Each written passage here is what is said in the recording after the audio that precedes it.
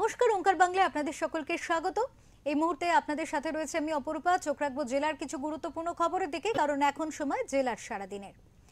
সোমবার হাওড়ার উলুবেড়িয়াতে নিয়ন্ত্রণ হারিয়ে পুকুরে পড়ে গেল ছাত্র ভর্তি পুলকার। এই ঘটনায় 3 পড়ুয়ার মৃত্যু হয়, আহত আরো 2। জানা গেছে, স্কুল থেকে বাড়ি ফেরার পথে নিয়ন্ত্রণ হারিয়ে উলুবেড়িয়ার বড়ডাঙ্গা এলাকায় একটি পুকুরে পড়ে যায় গাড়িটি। দ্রুত গতিতে বাঁক নিতে গিয়ে নিয়ন্ত্রণ হারিয়ে পুকুরে পড়ে যায় স্কুল ভ্যানটি। স্থানীয়রা ছুটে এসে তাদের উদ্ধার করে উলুবেড়িয়া শরৎচন্দ্র মেডিকেল কলেজ হাসপাতালে পাঠালে চিকিৎসকেরা তাদের 3 জনকে মৃত বলে ঘোষণা করেন।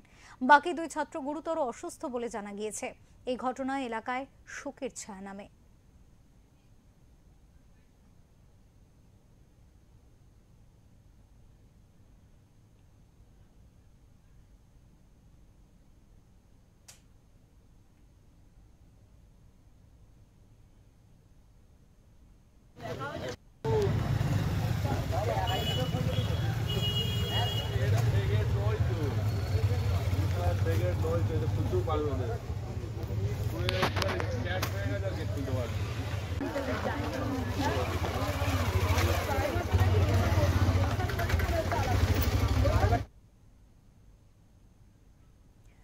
এই মুহূর্তে আমাদের সাথে রয়েছেন আমাদের প্রতিনিধি মনোজ চক্রবর্তী। কথা বলবো মনোজের সাথে, জানার চেষ্টা করব বিস্তারিতভাবে। মনোজ, এমন মর্মান্তিক ঘটনা, 3 জন শিশুর মৃত্যুর খবর এবং 2 জন আরো আহত, কি হয়েছিল ঠিক ঘটনা, বিস্তারিত জানবো। প্রথমে জানা যাচ্ছে যে আজকে বিকেল 3:30 নাগাদ হাওড়ার উলুবেড়িয়া থানা এলাকার বহিরা গ্রাম পঞ্চায়েতের বড়ডাঙ্গায় একটি পুলকার উল্টে গিয়ে 3 জন স্কুল পড়ুয়ার মৃত্যু হয়, যাদের নাম সৌভিক দাস, ক্লাস 4 এর ছাত্র, বয়স 10, ইশিকা মণ্ডল, ক্লাস 1 এর ছাত্র, বয়স 5 এবং অরিন দে, ক্লাস 3 ছাত্র, বয়স 9। যেটা জানা যাচ্ছে যে আজকে ছুটির পর দ্রুত গতিতে পুলকারটি যখন ওই ছাত্রছাত্রীদের বাড়ি পৌঁছে দিতে যাচ্ছিল, তখন বহিরা গ্রাম পঞ্চায়েতের বড়ডাঙ্গা সংলগ্ন এলাকায় একটি টার্ন নিতে গিয়ে নিয়ন্ত্রণ হারিয়ে পাশের একটি পুকুরে পড়ে যায়। সামনে বসে থাকা 2 ছাত্র আহত হয়েও বেরিয়ে এসে চিৎকার করায় এলাকার লোকজন ছুটে আসে এবং এরপর তাদেরকে উদ্ধার করে উলুবেড়িয়া শরৎচন্দ্র মেডিকেল কলেজ হাসপাতালে নিয়ে গেলে 3 জনকে মৃত বলে ঘোষণা করা হয়। এরপর ওই এলাকায় শোকের ছায়া নেমে এসেছে। মনোজ, এক্ষেত্রে চালকের খবর কি? চালক কেমন রয়েছে?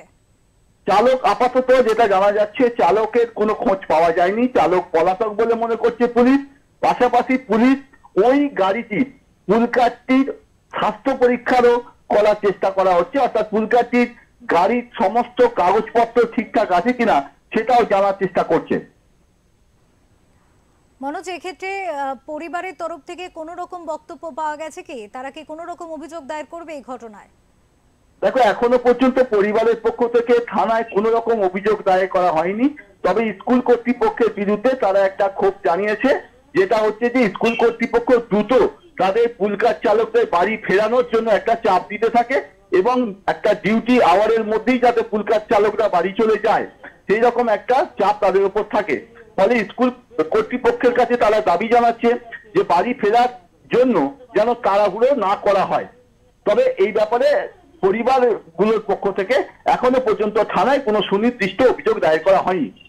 একেবারে মনোজ, এক্ষেত্রে কিন্তু বারবার এই ধরনের ঘটনার সম্মুখীন অনেক ক্ষেত্রেই আমরা দেখি, বিভিন্ন জেলায় কিন্তু এই বিষয়, এই পরিস্থিতি তৈরি হয়। এমনকি কলকাতাতেও কিন্তু এই ধরনের ঘটনা ঘটে, যে ক্ষেত্রে যেমন চালকদের ওপরে একেবারে এই ধরনের বিপজ্জনকভাবে গাড়ি চালানোর অভিযোগ ওঠে, তেমনি চালকদের তরফ থেকেও বলা হয় যে পরিবারের তরফ থেকে চাপ দেওয়া হয় তাদের ওপরেও, যে নির্দিষ্ট সময় এই সময়ের মধ্যেই পৌঁছে দিতে হবে, বা এই ধরনের একটা চাপ তাদের ওপরেও থাকে, যে কারণে এই ধরনের ঘটনা। তো এই বিষয়ে যারা প্রত্যক্ষদর্শী রয়েছেন, সেখানে এই ঘটনাস্থলে উপস্থিত ছিলেন, তাদের কি বক্তব্য, তারা কি বলছেন? দেখো, প্রত্যক্ষদর্শী যেটা জানাচ্ছে, যেটা হচ্ছে যে গাড়িটা জোরে যাওয়ার জন্যই টার্ন নিতে গিয়ে গাড়িটা নিয়ন্ত্রণ হারিয়ে উল্টে যায়। গ্রামীণ রাস্তাগুলোতে কোথাও ঢালাই রয়েছে, কোথাও জিএসওয়াই রাস্তা রয়েছে, ফলে রাস্তাগুলো কিন্তু টার্ন রয়েছে, দুদিকে পুকুর বা এই সমস্ত কিছু রয়েছে, গাড়ি চালানোর ক্ষেত্রে আরো সচেতন হওয়া প্রয়োজন বলে মনে করছে স্থানীয়রা। অনেক ধন্যবাদ মনোজ তোমাকে।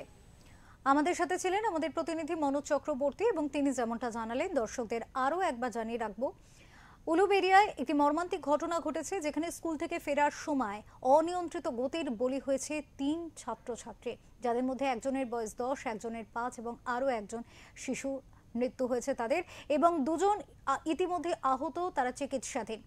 এই বিষয়ে কিন্তু স্বাভাবিকভাবে সাধারণ মানুষের যেটা বক্তব্য, সচেতন হতে হবে অভিভাবকদেরও। এই যে একটা তাড়াহুড়োর মধ্যে পৌঁছে দিতে হবে বা তাড়াহুড়োর মধ্যে স্কুলে পৌঁছতে হবে, এই যে সার্বিক পরিস্থিতি, এতে কিন্তু অনেক সময় দেখা যায় এই ধরনের দুর্ঘটনার শিকার হতে হয়। অন্যদিকে চালকদের অনিয়ন্ত্রিত গতি এবং একটা কোথাও গিয়ে সচেতনতার অভাব, শিশুদের নিয়ে যাওয়ার ক্ষেত্রে তাদের আরও সচেতন হতে হবে, আরও সতর্ক থাকতে হবে, এমনটাও কিন্তু অভিভাবকদের তরফ থেকে বারবার অভিযোগ করা হয়, জানানো হয়।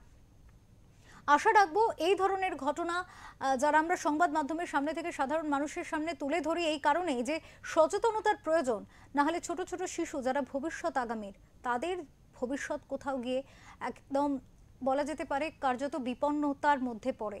তো সচেতন হন, সচেতন থাকুন, অভিভাবকরাও সচেতন থাকুন এবং একই সঙ্গে যারা শিশুদের দেখভাল করেন, যাদের দায়িত্ব নিয়ে পৌঁছে দেন স্কুলে বা তাদের বাড়িতে, তারাও সচেতন থাকুন।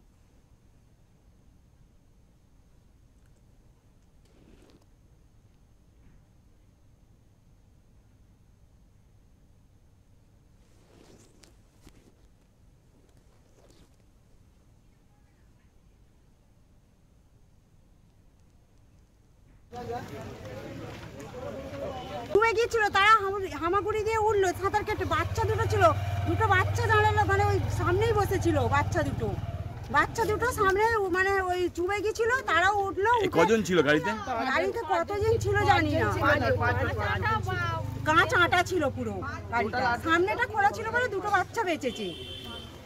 প্রতিদিন ওই গাড়িটা যায়? প্রতিদিনই যায় গাড়িটা। কতগুলো নিয়ে যায় ছাত্র জানি না আমি, মোটামুটি দেখে মনে হয় অনেকগুলোই থাকে, 8-10 জনের মতো থাকে। পরপর নামাতে আসে আর কি, লাস্ট পর্যন্ত 5 জন ছিল। 5 জন ছিল, 2 জনকে বাইরে বের করে দিতে পেরেছি ওই গাড়ি থেকে, আর যারা পেছনে ছিল তাদের লক করা ছিল বলে গাড়ি করতে পারেনি তারা।